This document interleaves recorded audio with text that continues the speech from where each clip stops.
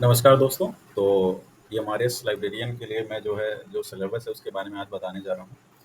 और काफ़ी अरसे बाद शायद हमारी मुलाकात होगी, लेकिन अभी लगातार मैं हर टॉपिक पे जो सब टॉपिक्स हैं मैंने पूरे सिलेबस में यूनिट वाइज, हालांकि उन्होंने जो सब सिलेबस दिया था वो सेम सिलेबस मैंने इसमें लिखा हुआ है, बस उसको समराइज़ कर दिया है। मैंने कुछ बहुत ज़्यादा अलग से नहीं किया है। समराइज़ करके जैसे मैंने जो सब टॉपिक्स दिए हैं उसको आपको थोड़ा सा आसानी होगी पढ़ने में। जैसे मान लीजिए कि मैंने जो है लाइब्रेरी सोसाइटी, पहले उन्होंने जो पहला यूनिट दिया हुआ है एमआरएस उन्होंने,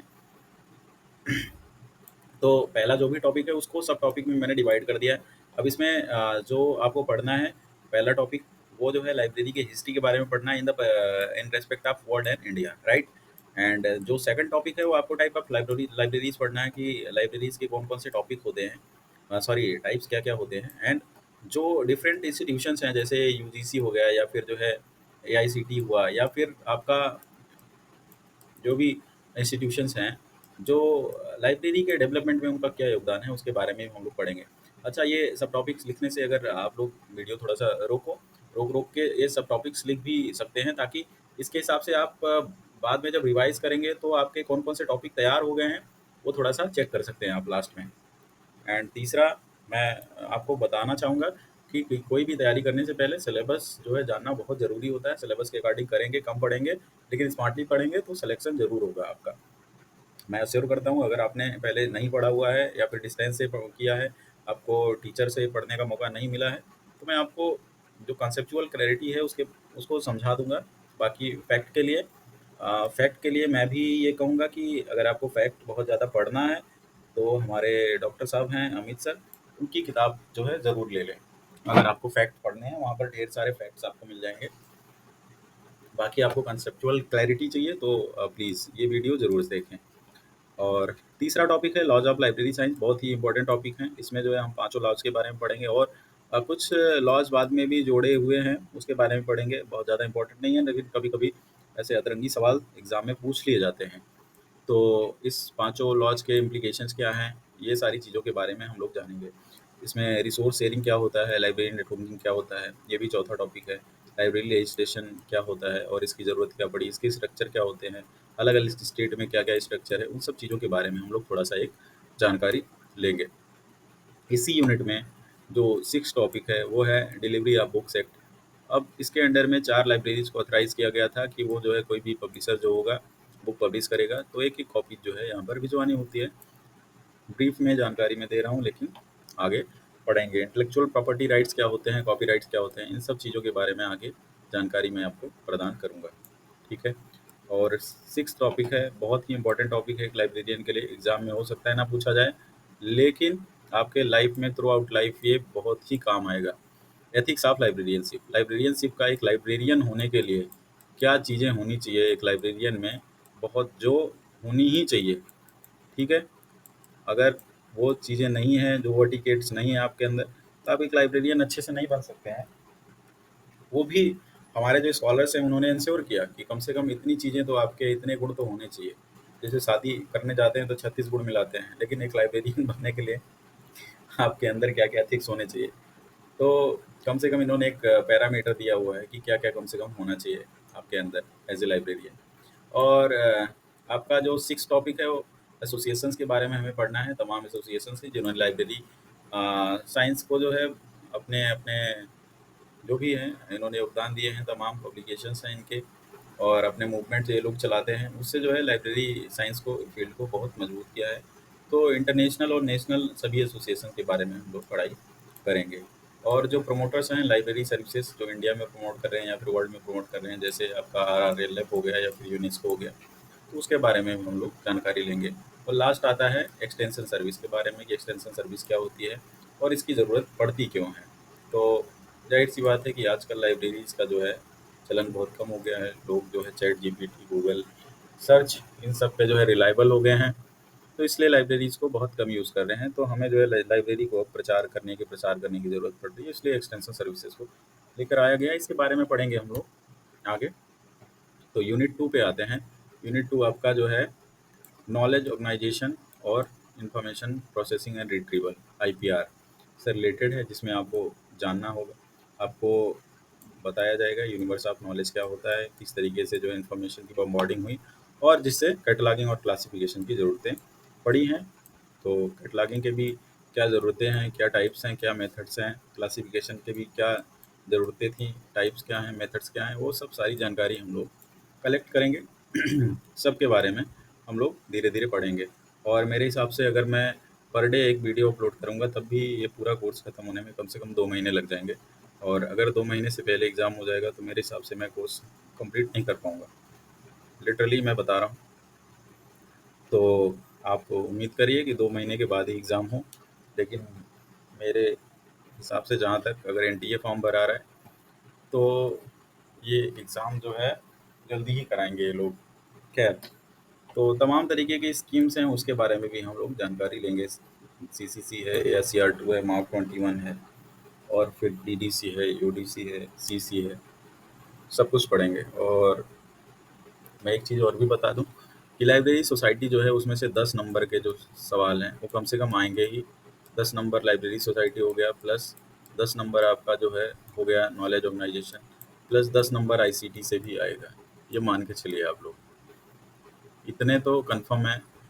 आईसीटी में आपका जो कॉमन टॉपिक होता है, कंप्यूटर्स की हिस्ट्री हो गई, जनरेशन तमाम 3, 4, 5 जनरेशन्स थे, उसके बारे में पढ़ेंगे। इनपुट आउटपुट डिवाइसेस क्या होती हैं, उसके बारे में पढ़ेंगे। फिर आपका जो एमएस ऑफिस के बारे में पढ़ेंगे, डीबीएमएस पैकेजेस क्या होते हैं, ठीक, उसके बारे में पढ़ेंगे। और जो लाइब्रेरी सॉफ्टवेयर्स होते हैं, डिजिटल लाइब्रेरी सॉफ्टवेयर होते हैं, इन सब चीज़ों के बारे में इसमें जानकारी मिलेगी इस टॉपिक में। हम लोग यूनिट 4 पे चलते हैं जो मैनेजमेंट से जुड़ा हुआ है। इस मैनेजमेंट में management of libraries and information centres इसकी बात की गई है। तो मैनेजमेंट में हम कॉन्सेप्ट ऑफ मैनेजमेंट पढ़ेंगे। दूसरा आपका टॉपिक साइंटिफिक मैनेजमेंट, तीसरा आपका ह्यूमन रिसोर्स मैनेजमेंट। इसमें जो है स्कूल्स ऑफ मैनेजमेंट भी हैं इस टॉपिक में। और फाइनेंशियल मैनेजमेंट पे आपको तमाम तरीके की बजटिंग जो है जानने को मिलेगी। यहाँ पर जॉब सेटिस्फेक्शन मिलेगा। यहाँ पर साइंटिफिक मैनेजमेंट किस तरीके से होता है लूथर गुलिक जी ने शायद दिया है, जहाँ तक मुझे जानकारी है। और जो रिपोर्टिंग होता है उसका जो स्ट्रक्चर है, जो रिपोर्टिंग है उसका स्ट्रक्चर है, या रिपोर्टिंग क्यों करते हैं, किस लिए होता है रिपोर्टिंग, कितने मतलब क्या-क्या चीज़ों के लिए होती है, उसके क्या-क्या मापदंड होते हैं, इन सब चीज़ों के बारे में इसमें जैसे आपको लाइब्रेरी स्टैटिस्टिक्स हो गया और इन सब चीज़ों के बारे में आपको जानकारी मिलती है। फिर आपको जो है सिस्टम एनालिसिस एंड डिज़ाइन के बारे में पीईआरटी बड़ा जो है अटपटा सा शब्द लिखा हुआ है, लेकिन ये जो है आपको जब हायर लेवल का मैनेजमेंट होता है उसमें इसकी ज़रूरत पड़ती है। टोटल क्वालिटी मैनेजमेंट जो क्वालिटी मैनेजमेंट पे डिपेंड होता है, उसके बारे में भी हम लोग पढ़ेंगे। लाइब्रेरी के जो हाउसकीपिंग ऑपरेशंस होते हैं, आपका बुक बाइंडिंग वगैरह से रिलेटेड सब कुछ, सर्कुलेशन हो गया आपका, और जो प्लानिंग है, प्लानिंग क्या चीज़ होती है, उसके बारे में पढ़ेंगे। और मैनेजमेंट ऑफ चेंज, लगातार जो परिवर्तन हो रहे हैं और किस तरीके से उसको मैनेज करना है, इन सब चीज़ों के बारे में आपको टॉपिक 4 में जानने का मौका मिलेगा। तो टॉपिक 5 में जो यूनिट 5 है, हालाँकि मैं बहुत जल्दी-जल्दी बता दे रहा हूँ, लेकिन ये आपको कवर करने में कम से कम 2 महीने लगेंगे। पूरा सब्जेक्ट कवर करने में 5 के 6 टॉपिक हैं टोटल, 6 के 6 टॉपिक कवर करने में आपको 2 महीने कम से कम लगेगा। लेकिन उसके पहले मैं बता देता हूँ आप लोगों को कि हमारे डॉक्टर साहब हैं अमित सर, उनकी किताब ज़रूर खरीद लें। अगर आप नए हैं, हो सकता है आपके पास पहले से हो, तो वही किताब पढ़ें।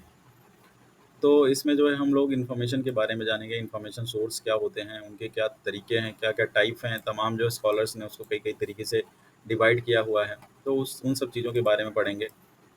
रेफरेंस सर्विस क्या होती है, फिर इन्फॉर्मेशन सर्विस और उनके प्रोडक्ट्स क्या होते हैं, कैश, एसडीआई क्या चीज़ होती है, ये सारी चीज़ें इसमें हमें जानने को मिलेंगी।